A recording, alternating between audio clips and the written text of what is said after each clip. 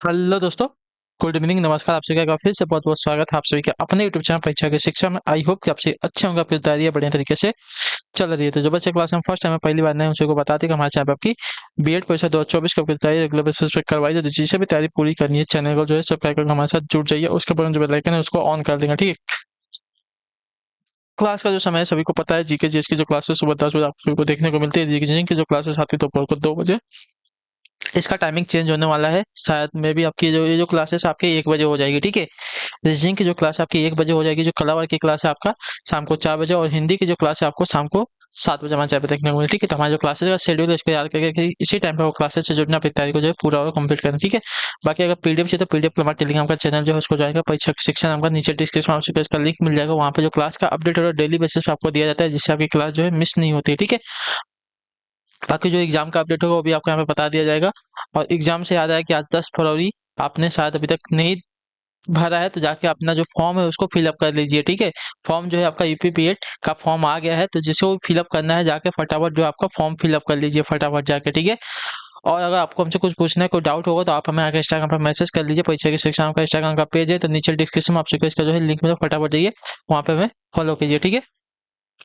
तो चलिए class start करें। स्टार्ट करने से पहले जिसने क्लास को लाइक नहीं है, क्लास को एक लाइक कर दीजिए, क्लास को अपने दोस्तों के साथ जो है शेयर भी कर दीजिए, ठीक है। तो चलिए क्लास स्टार्ट करें। ध्यान से क्वेश्चन को देखेंगे, बताएंगे सही सही उत्तर का, ठीक है। क्या दिया गया है? चार्ल्स कुले ने सर्वप्रथम किस पुस्तक में प्राथमिक समूह शब्द का जो है प्रयोग किया था? बताइए, चार्ल्स कुले ने सर्वप्रथम किस पुस्तक में जो है प्राथमिक समूह शब्द का जो है प्रयोग किया था? मैंने कल आपको ये बताया था शायद क्वेश्चन, तो इसका राइट आंसर हो जाएगा साथियों सामाजिक गठबंधन पुस्तक में, ठीक है। सामाजिक संगठन में, गठबंधन में नहीं, सामाजिक संगठन पुस्तक में जो आपका चार्ल्स कुले ने सर्वप्रथम प्राथमिक समूह शब्द का जो है प्रयोग किया था, ठीक है। अगला क्वेश्चन देखें आपका 76 नंबर, ध्यान ध्यान से देखकर उत्तर देंगे, अटेंशन का हो जाएगा। निम्न में से कितने समय बाद जो है राज्यसभा विघटित हो जाती है? बताइए, निम्न में से कितने समय बाद जो है आपकी राज्यसभा विघटित हो जाती है? 4 वर्ष के बाद, 5 वर्ष के बाद, 6 वर्ष के बाद, या कभी नहीं? तो राज्यसभा जो है आपकी कभी विघटित नहीं होती, इतने याद रखें, ठीक है। जो आपका दिया गया यहाँ पे डी वाला विकल्प आपका राइट आंसर, ठीक है। क्लियर है सभी को इसके बारे में? राज्यसभा जो आपकी कभी भी विघटित नहीं होती है, ठीक है। अगले क्वेश्चन बढ़ेंगे 77 नंबर पे, ध्यान से देखिएगा, उत्तर दीजिएगा राइट आंसर। संविधान, भारतीय संविधान के किस अनुच्छेद में जो है लोकसभा के गठन के संबंध में प्रावधान किया गया? बताइए, भारतीय संविधान के किस अनुच्छेद में जो है लोकसभा के गठन का जो है प्रावधान किया गया है? तो आपका राइट आंसर हो जाएगा साथियों यहाँ पे उपरोक्त दोनों में, अनुच्छेद 81 और अनुच्छेद 331 दोनों में। तो जो आपका दिया गया यहाँ पे डी सी वाला विकल्प आपका राइट आंसर, ठीक है। संविधान सभा के अनुच्छेद 81 और अनुच्छेद 331 में जो है लोकसभा के गठन का संबंध में जो है आपका प्रावधान किया गया है, ठीक है। क्लियर होगा इसके बारे में? चलिए अगला प्रश्न देख लेते हैं, आपका 78 नंबर प्रश्न, ध्यान से देखिएगा, उत्तर दीजिएगा, राइट आंसर क्या हो जाएगा। भारत के प्रधानमंत्री का पद क्या होता है? बताइए, भारत के प्रधानमंत्री का पद क्या होता है? तो भारत के प्रधानमंत्री का जो पद है साथियों आपका होता है संविधान द्वारा गठित। जो आपका दिया गया यहाँ पे ये वाला विकल्प आपका राइट है, ठीक है। भारत के प्रधानमंत्री का जो पद है संविधान द्वारा गठित होता है, ठीक है। क्लियर हो गया इसके बारे में? अगले क्वेश्चन बढ़ेंगे, आपका देखेंगे 79 नंबर उत्तर देंगे राइट आंसर का। मुख्यतः सत्कर्ता आयुक्त की नियुक्ति निम्न में से कौन करता है? बताइए, मुख्यतः सत्कर्ता आयुक्त की जो नियुक्ति है निम्न में से कौन करता है? मुख्यतः सत्कर्ता आयुक्त की जो नियुक्ति है निम्न में से कौन करता है? तो आपका राइट आंसर हो जाएगा साथियों यहाँ पे राष्ट्रपति। जो आपका दिया गया है बी वाला विकल्प आपका राइट आंसर है, ठीक है। क्लियर सभी को इसके बारे में?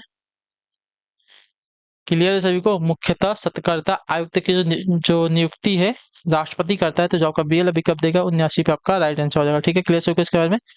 अगले क्वेश्चन बढ़ेंगे आपका 80 नंबर पर, ध्यान से देखिएगा, उत्तर दीजिएगा, राइट आंसर क्या हो जाएगा। निम्न में से कौन जो है संविधानेतर संस्था? बताइए, निम्न में से कौन जो आपका संविधानेतर संस्था है साथियों? तो आपका राइट आंसर हो जाएगा यहाँ पे संविधानेतर संस्था आपकी योजना आयोग हो जाएगी। जो आपका सी वाला विकल्प देगा आपका यहाँ पे राइट आंसर, ठीक है। संविधानेतर संस्था आपकी यहाँ पे योजना आयोग है, तो जो आपका सी वाला ऑप्शन देगा 80 पे आपका राइट आंसर, ठीक है। क्लियर होगा इसके बारे में? चलेंगे अगले क्वेश्चन बढ़ेंगे, ध्यान से देखिएगा, आपका 81 नंबर क्वेश्चन क्या पूछा गया, ध्यान से देखिएगा, बताइएगा आंसर क्या होगा, ठीक। शास्त्रीय संगीत का प्रारंभिक स्रोत कौन सा? बताइए, शास्त्रीय संगीत का प्राथमिक स्रोत कौन सा होता है? ऋग्वेद है? तो कौन सा वेद है हमको बताया, ठीक है। शास्त्रीय संगीत का प्राथमिक स्रोत कौन सा वेद है? ऋग्वेद है, यजुर्वेद है, सामवेद है, या अथर्ववेद है? तो देखिए, शास्त्रीय संगीत का प्रारंभिक स्रोत आपका देखिए साथियों ऋग्वेद। जो आपका ये वाला विकल्प देगा आपका राइट आंसर, ठीक। क्लियर हो गया इसके बारे में? चलिए अगला प्रश्न देख लेते हैं आपका 82 नंबर पे, ध्यान से देखिएगा, बताइएगा राइट आंसर का। राग भैरव या राग भैरवी कब गाया जाता है, बताइए। राग भैरव या राग भैरवी जो है आपका कब गाया जाता है, तो आपका राइट आंसर हो जाएगा साथी आपका प्रातः काल में, जो आपका डी वाला विकल्प देगा आपका राइट आंसर, ठीक है। राग भैरव या राग भैरवी जो आपका प्रातः काल में गाया जाता है, तो जो आपका डी वाला ऑप्शन देगा आपका यहाँ पे राइट आंसर, ठीक है। क्लियर सभी को। अगले क्वेश्चन बढ़ेंगे, 83 नंबर पर बताएंगे राइट आंसर का। राग देश किस पहर में गाया जाता है, बताइए। राग देश जो है किस पहर में गाया जाता है, तो राग देश जो है आपका गाया जाता है साथियों रात्रि का द्वितीय पहर में, ठीक है। रात्रि के द्वितीय पहर में जो आपका देखिए राग देश गाया जाता है, तो जो आपका दिया गया यहाँ पे डी वाला विकल्प आपका आंसर हो जाएगा, ठीक है। क्लियर। राग देश जो है किस पहर में, तो रात्रि का द्वितीय प्रहर जब होता है तब जो आपका देखिए राग देश गाया जाता है, ठीक है। क्लियर सभी को इसके बारे में। चलिए अगला क्वेश्चन देखेंगे, 84 नंबर। निम्नलिखित में से कौन जो है गायन में सुविख्यात है, बताइए। निम्नलिखित में से कौन जो है गायन में सुविख्यात है। शोभना नारायण, एम शुभलक्ष्मी, पंडित युवराज या MS गोपाल कृष्णन, कौन है। निम्नलिखित में से कौन जो है गायन में सुविख्यात है, तो गायन में सुविख्यात आपके यहाँ पे हो जाएंगे साथियों शुभलक्ष्मी, सुब्बुलक्ष्मी जो आपका दिया गया पे बी विकल्प आपका राइट, ठीक है। M MS sorry MS Subbulakshmi जो आपके गायन में सुविख्यात है, तो आपका बी वाला विकल्प देगा आपका यहाँ पे राइट आंसर हो जाएगा, ठीक है। क्लियर हो गया इसके बारे में, ठीक है। चलिए अगला प्रश्न देखते हैं आपका 85 नंबर पे, ध्यान से देखिएगा, उत्तर दीजिएगा, राइट आंसर क्या हो जाएगा, ध्यान से देख के बताइएगा, ठीक है। पन्ना लाल घोष का संबंध किस वाद्य यंत्र से है, बताइए। पन्ना लाल घोष का जो संबंध है किस वाद्य यंत्र से है, तो पन्ना लाल घोष का जो संबंध है साथियों आपका हो जाएगा बांसुरी से, जो आपका दिया गया यहाँ पे बी वाला विकल्प आपका राइट आंसर, ठीक है। पन्ना लाल घोष का जो संबंध है आपका बांसुरी वाद्य यंत्र से, तो जो आपका बी वाला विकल्प देगा 85 पे आपका सही उत्तर हो जाएगा, ठीक। अगले क्वेश्चन बढ़ेगा 86 नंबर प्रश्न, ध्यान से देख के बताएंगे राइट आंसर का। निम्न में से कौन जो है संसद का अनन्य भाग नहीं, बताइए। निम्न में से कौन जो है संसद का अनन्य भाग नहीं है, तो आपका राइट आंसर हो जाएगा यहाँ पे राष्ट्रपति, उपराष्ट्रपति, ठीक है। उपराष्ट्रपति जो आपका संसद का अनन्य भाग होता है, तो जो आपका दिया गया बी वाला विकल्प आपका यहाँ पे राइट आंसर हो जाएगा, ठीक है। ठीक है, संसद का अनन्य भाग कौन नहीं है, तो आपका उपराष्ट्रपति जो है संसद का अनन्य भाग नहीं होता, बाकी राष्ट्रपति, लोकसभा और राज्यसभा जो आपके संसद के अनन्य भाग होते हैं, ठीक है। क्लियर सबके इसके बारे में।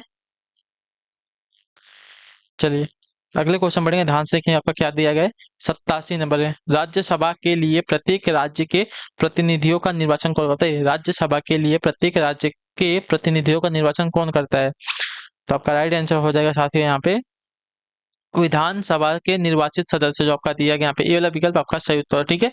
राज्यसभा के लिए प्रत्येक राज्य के प्रतिनिधियों का निर्वाचन जो है विधानसभा के निर्वाचित सदस्य करते हैं, तो जो आपका दिया गया ये वाला ऑप्शन आपका यहाँ पे सही उत्तर हो जाएगा, ठीक है। क्लियर हो गया इसके बारे में।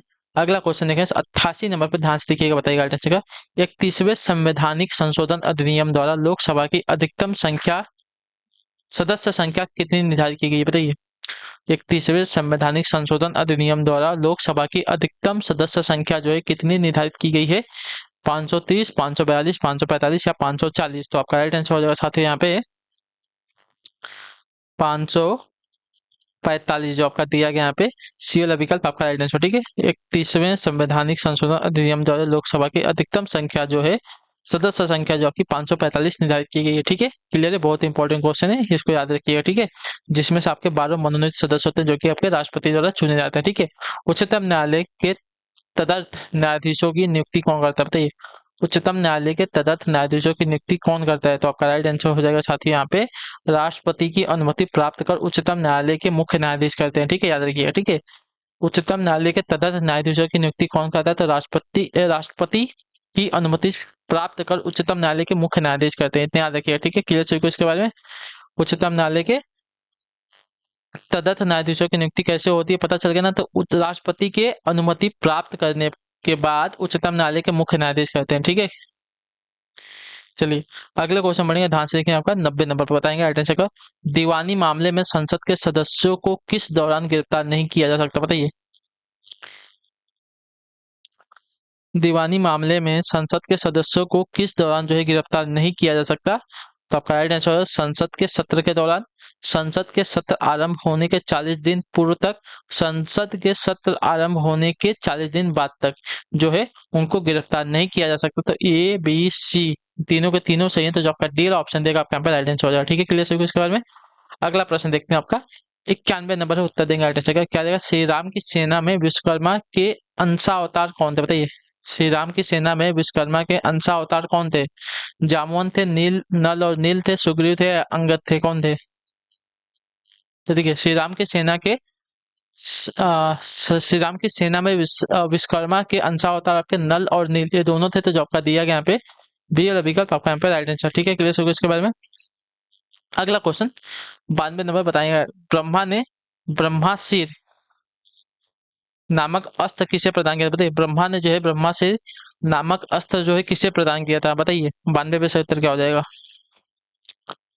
तो देखिए ब्रह्मा ने ब्रह्मास्त्र नामक अस्त्र जो आपका देखिए किसको दिया था, तो आपका राइट आंसर साथियों मेघनाथ को। ठीक है, मेघनाथ को रावण का जो पुत्र था उसको दिया था, जो आपका दिया गया यहाँ पे डी वाला विकल्प आपका राइट आंसर। ठीक है, क्लियर हो गया इसके बारे में। अगले क्वेश्चन बढ़ेंगे आपका, देखें 93 नंबर पर, ध्यान से देखिएगा, उत्तर दीजिएगा राइट आंसर। राजा जनक के भाई कुशध्वज किस नगर के राजा थे, बताइए। राजा जनक के जो भाई थे यानी कि राजा हमारे जो हमारे श्री राम थे उनके पिता थे राजा जनक, उनके भाई थे कुशध्वज किस नगर के जो है राजा थे, तो आपका राइट आंसर हो जाएगा साथियों यहाँ पे सांकास्य के, तो जो आपका दिया गया यहाँ पे ये विकल्प आपका राइट आंसर। ठीक है, राजा जनक के भाई कुशध्वज जो है आपके कांसाक्य राज्य के जो है नगर के जो है आपके राजा थे, तो जो आपका ये ऑप्शन दिया गया 93 पे आपका राइट आंसर। ठीक है, क्लियर हो गया इसके बारे में। चलिए अगला प्रश्न देख लेते हैं आपका 94 नंबर, क्या देगा, उत्तर दीजिएगा। निम्न में से किस नगरी की स्थापना राक्षसों के राजा मधु ने की थी, बताइए। निम्नलिखित में से किस नगरी की जो स्थापना है राक्षसों के राजा मधु ने की थी?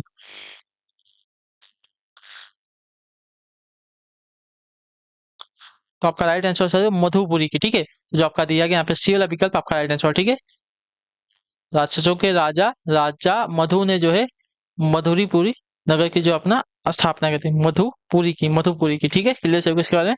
अगले क्वेश्चन बढ़ेंगे 95। रामायण में कुल कितने अध्याय हैं, तो रामायण में कुल आपके अध्याय की बात करें साथियों आपके कुल 7 अध्याय हैं, जो आपका दिया गया यहाँ पे ये वाला विकल्प आपका राइट आंसर हो जाएगा। ठीक है, क्लियर से इसके बारे में। अगला क्वेश्चन देखेंगे आपका 96 नंबर, बताएंगे राइट आंसर क्या हो जाएगा। निम्न में से कार्ल मार्क्स के अनुसार कौन ऐतिहासिक परिवर्तन का मुख्य कारक है, बताइए। निम्नलिखित में से कार्ल मार्क्स के अनुसार कौन जो आपका ऐतिहासिक परिवर्तन का प्रमुख कारक होता है, तो आपका राइट आंसर हो जाएगा साथियों यहाँ पे आपका वर्ग, जो आपका दिया गया यहाँ पे सी वाला विकल्प आपका राइट आंसर। ठीक है, क्लियर। निम्नलिखित में से कार्ल मार्क्स के अनुसार जो है वर्ग जो है ऐतिहासिक परिवर्तन का प्रमुख कारक होता है। ठीक है, क्लियर है।